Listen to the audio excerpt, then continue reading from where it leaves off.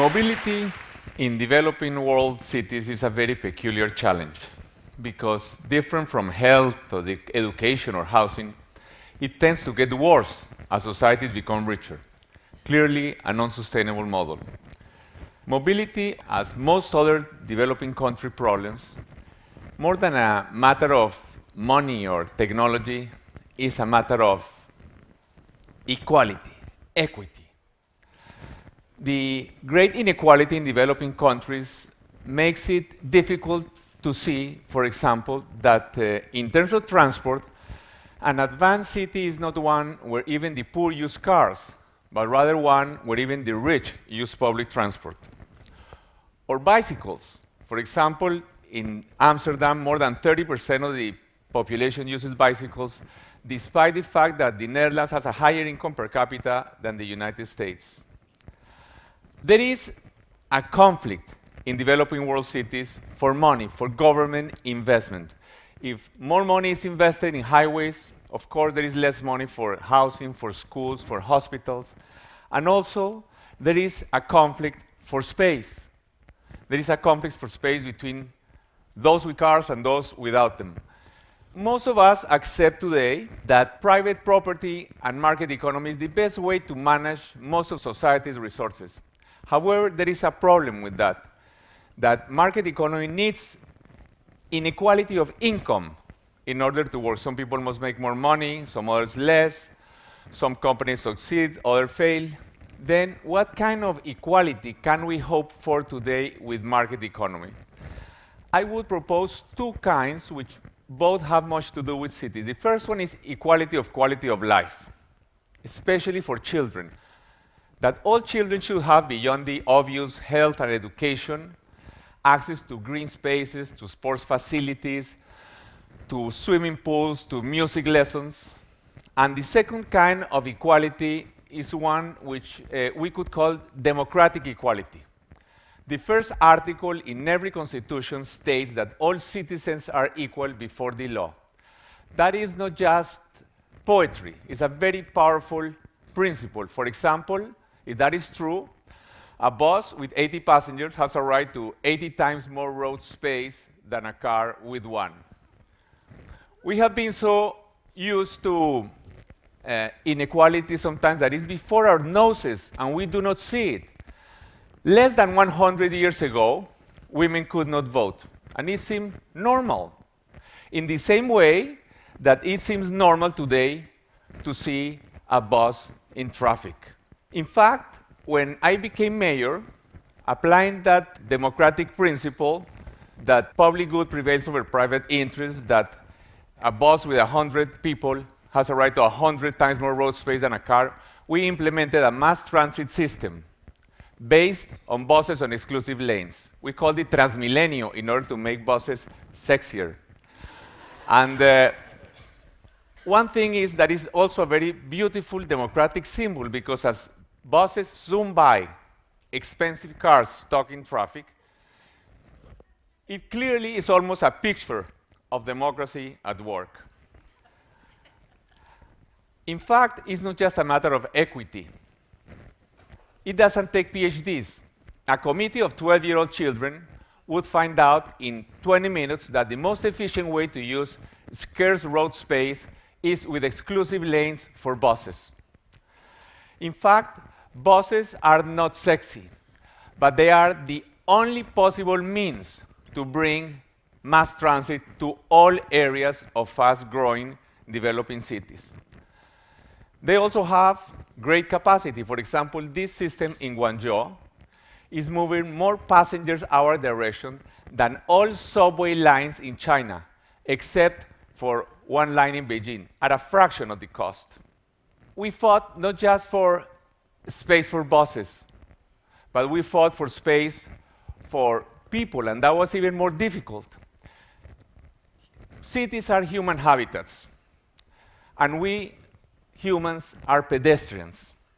Just as fish need to swim, or birds need to fly, or deer need to run, we need to walk. There is a really enormous conflict when we are talking in developing country cities between pedestrians and cars. Here, what you see is a picture that shows insufficient democracy. What this shows is that people who walk are third-class citizens, while those who go in cars are first-class citizens.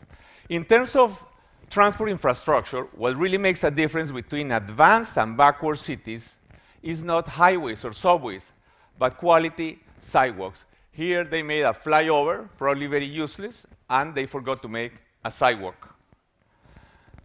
This is prevalent all over the world. Not even school children are more important than cars. In my city of Bogota, we fought a very difficult battle in order to take space from cars which had been parking on sidewalks for decades in order to make space for people that should reflect dignity of human beings and to make space for protected bikeways. First of all, I had black hair before that. And I was almost impeached in the process. It is a very difficult battle. However, it was possible, finally, after very difficult battles, to make a city that would reflect some respect for human dignity, that would show that those who walk are equally important to those who have cars. Indeed, a very important ideological and political issue anywhere is how to distribute that most valuable resource of a city, which is road space. A city could find oil or diamonds underground, and it would not be so valuable as road space. How to distribute it between pedestrians, bicycles, public transport, and cars. This is not a technological issue. And we should remember that in no constitution, parking is a constitutional right when we make that distribution. We also built, and this was 15 years ago, before there were bikeways in New York or in Paris or in London. It was a very difficult battle as well. More than 350 kilometers of protected bicycle ways. I don't think protected bicycle ways are a cute architectural feature. They are a right, just as sidewalks are, unless we believe that only those with access to a motor vehicle have a right to safe mobility without the risk of getting killed. And just as busways are, protected bikeways also are a powerful symbol of democracy because they show that a citizen on a $30 bicycle is equally important to one on a $30,000 car. And we are living in a unique moment in history. In the next 50 years, more than half of those cities which will exist in the year 2060 will be built. In many developing country cities, more than 80 and 90% of the city which will exist in the year 2060 will be built over the next 4 or 5 decades. But this is not just a matter for developing country cities. In the United States, for example, more than 70 million new homes must be built over the next 40 or 50 years. That's more than all the homes that today exist in Britain, France, and Canada put together. And I believe that our cities today have severe flaws and that different, better ones could be built. What is wrong with our cities today? Well, for example, if we tell any 3-year-old child who's barely learning to speak in any city in the world today, watch out, a car, the child will jump in fright. And with a very good reason, because there are more than 10,000 children who are killed by cars every year in the world. We have had cities for 8,000 years, and children could walk out of home and play. In fact, only very recently, towards 1900, there were no cars. Cars have been here for really less than 100 years. They completely changed cities. In 1900, for example, nobody was killed by cars in the United States. Only 20 years later, between 1920 and 1930, almost 200,000 people were killed by cars in the United States. Only in 1925, almost 7,000 children were killed by cars in the United States. So we could make different cities.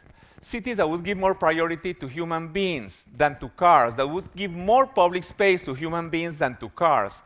Cities that would show great respect for those most vulnerable citizens, such as children or the elderly. I will propose to you a couple of ingredients which I think would make cities much better. And it would be very simple to implement them in the new cities which are only being created. Hundreds of kilometers of greenways, crisscrossing cities in all directions. Children would walk out of home into safe spaces. They could go for dozens of kilometers safely, without any risk, in wonderful greenways, sort of bicycle highways. And I will invite you to imagine the following: a city in which every other street would be a street only for pedestrians and bicycles. In new cities which are going to be built, this would not be particularly difficult. When I was mayor of Bogota, in only 3 years, we were able to create 70 kilometers in one of the most dense cities in the world of these bicycle highways. And this changes the way people live, moves, enjoy the city. In this picture, you see in one of very poor neighborhoods, we have a luxury pedestrian bicycle street and the cars still in the mud. Of course, I would love to pave this street for cars, but what do we do first? 99% of people in those neighborhoods don't have cars. But you see, when a city is only being created, it's very easy to incorporate this kind of infrastructure. Then the city grows around it. And of course, this is just a glimpse of something which could be much better if we just create it, and it changes the way of life. And the second ingredient, which would solve mobility, that very difficult challenge in developing countries in a very low cost and simple way, would be to have hundreds of kilometers of streets only for buses. Buses and bicycles and pedestrians. This would be, again, a very low-cost solution if implemented from the start. Low-cost, pleasant transit with natural sunlight. Well, but unfortunately, reality is not as good as my dreams. Because of private property of land and high land prices, all developing country cities have a large problem of slums. In my country of Colombia, almost half the homes in cities initially were illegal developments. And of course, it's very difficult to have mass transit or to use bicycles in such environments. But even legal developments are also being located in the wrong places, very far from the city centers, where it's impossible to provide low-cost, high-frequency public transport. As a Latin American, and Latin America was the most recently urbanized region in the world, I would recommend respectfully, passionately, to those countries which are yet to urbanize. Latin America went from 40% urban in 1950 to 80% urban in 2010. I would recommend Asian and African countries which are yet to urbanize, such as India, which is only 33% urban now, that governments should acquire all land around cities. In this way, their cities could grow in the right places, with the right spaces, with parks, with the greenways, with the busways. The cities we're going to build over the next 50 years will determine quality of life and even happiness for billions of people towards the future. What a fantastic opportunity for leaders and many young leaders to come, especially in the developing countries. They can create a much happier life for billions towards the future. I am sure, I am optimist, that they will make cities better than our most ambitious dreams.